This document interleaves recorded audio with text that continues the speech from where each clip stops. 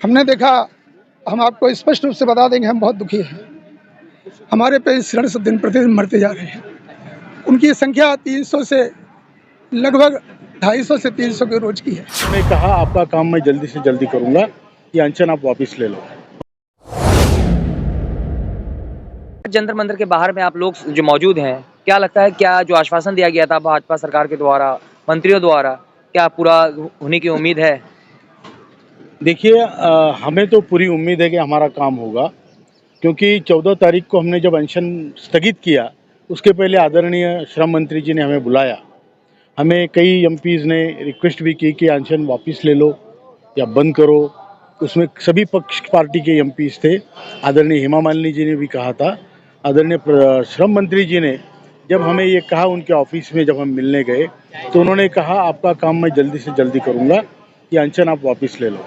और उन्होंने ये कहा कि वो मैं बुल्ढाना आ रहा हूँ। बुल्ढाना हमारा एनएससी का हेडक्वार्टर्स है, जो मेरा ज़िला भी है। तो वहाँ पे जब श्रम मंत्री आए तो हम वहाँ यहाँ से जाके उनको वहाँ पे मिले एक बार और उनका स्वागत किया और उनको पूछा कि आप हमारा काम कब करने जा रहे हो। तो उन्होंने कहा हम आपका काम बहुत जल्दी करने जा रहे हैं। तो इसी उम्मीद में अब जल्दी शब्द बहुत ही एक प्रकार से इसका एग्जैक्ट मीनिंग कुछ होता नहीं है, क्योंकि साल में करेंगे, 1 महीने में करेंगे, 10 दिन में, 2 दिन में, हमें तो बहुत जल्दी है। इसलिए हम वापस यहाँ पर आए। ठंड बहुत है, लेकिन हमारे जो शीर्ष नेतृत्व है सबको यहाँ पे बुलाया। आज सुबह हमारी जंतर मंतर पे मीटिंग भी हुई। वहाँ पर हमने जो भी कुछ रिजोल्यूशंस लिए हैं, कुछ हमने तय किया है, जो हम यहाँ बताना उचित नहीं समझते अभी तक।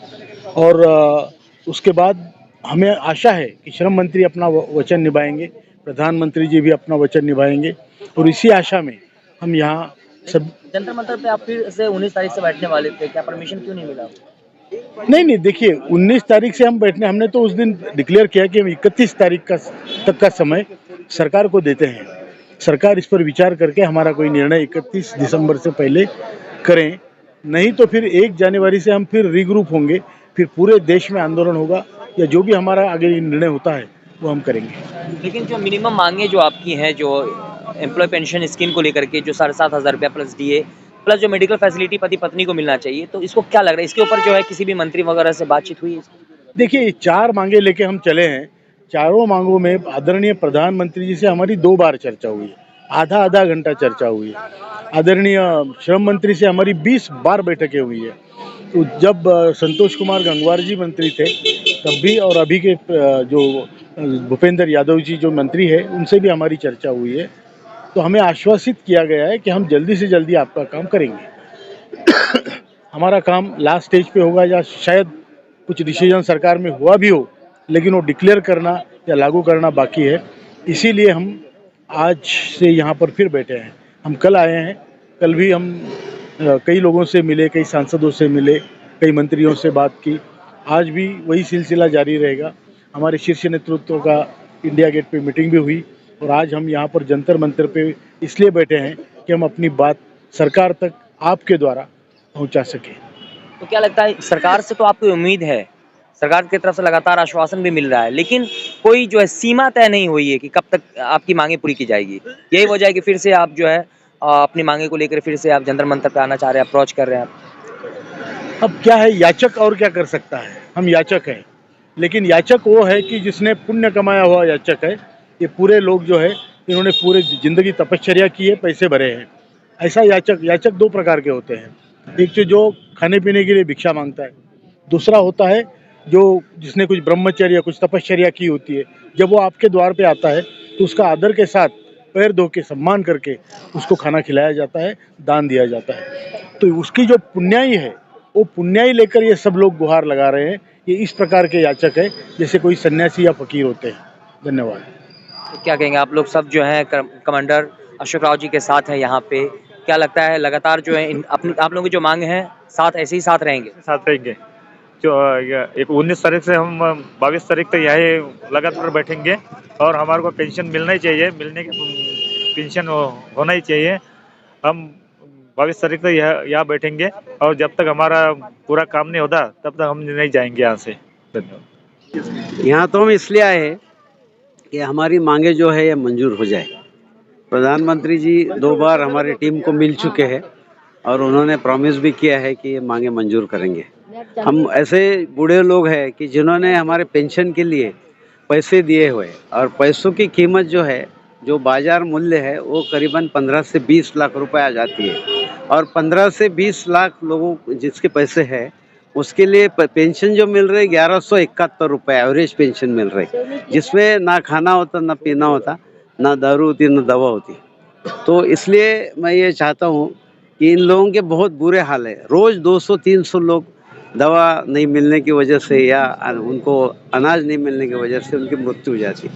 इन लोगों को पेंशन मिलता है, इसलिए कोई सामाजिक सुरक्षा नहीं है और पेंशन भी इतना कम है कि ये 2 लोग जो है रिस्पेक्टेबल जीवन नहीं जी सकते। बता सर, जो है ठंड है, अब तो ठंड भी बढ़ गई है, लगातार अपनी मांगों को लेकर के आप जो है सड़कों पे हैं, कैसा महसूस कर रहे हैं आप? Myself, Ramakant Nargun, National Chief Coordinator, National Agitation Committee, coming from Bangalore. Whatever the things here we are demanding that a respectable pension, number one, we are not begging. This is the contributory pension. Whatever the money has been given from us, there is accumulated lakhs and crores of rupees. If they provide us a solution, providing a minimum pension out of the interest, comfortably particular amount of balance can be maintained at least for last many years. All these things has been presented in the government and we are given the different solution. By providing this 7,500, it is not going to exchequer government budget at all.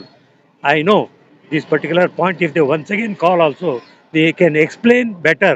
The financial matters can be explained, how to manage the TPFO fund and giving a 7,500. We are confident this government has taken a positive step towards us. That's why they asked us to not go for fasting until death.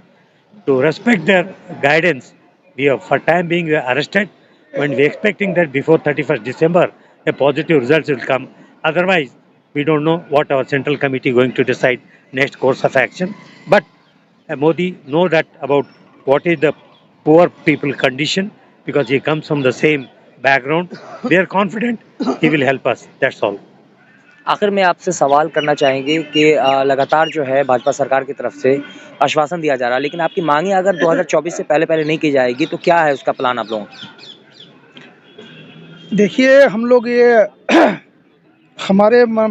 हम लोग एक ही बात कहना चाहते हैं माननीय प्रधानमंत्री जी से कि इसको आप सामाजिक समरसता की दृष्टिकोण से देखिए। और मैं तो आप लोगों के माध्यम से ये भी कहना चाहूँगा इसको थोड़ा सा पॉलिटिकल एंगल से भी देखा जाए। आज हमारा संगठन कम से कम 550 जिलों में हमारा संगठन है। जो हम ईपीएस का काम करेंगे, जो हमारे जो सांसद महोदय हैं, अगर वो हमारा काम करते हैं तो हम उनको निश्चित रूप से सपोर्ट भी करेंगे। हमारे पास में एक ऐसी ताकत है आज कि अगर किसी व्यक्ति विशेष की गाड़ी अगर कहीं फंस जाती है तो हम लोग छोटे छोटे पत्थर के रूप में टायर के नीचे लग जाएंगे और गाड़ी उनकी निकल जाएगी। हमने देखा, हम आपको स्पष्ट रूप से बता देंगे, हम बहुत दुखी हैं। हमारे पेंशनर सब दिन प्रतिदिन मरते जा रहे हैं। उनकी संख्या 300 से लगभग 250 से 300 के रोज की है।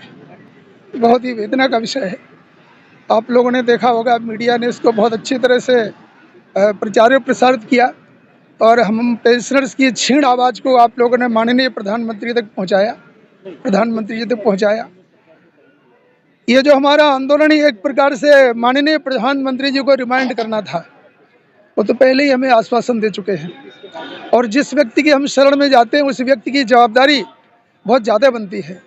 तो मुझे पूरा विश्वास है कि माननीय प्रधानमंत्री जी ये दोनों एंगल से हम वृद्ध पेंशनर्स की ओर देखेंगे और सरकार की साख जो है दिन प्रतिदिन बढ़ती चली आए, ऐसी हमारी भावनाएं हैं।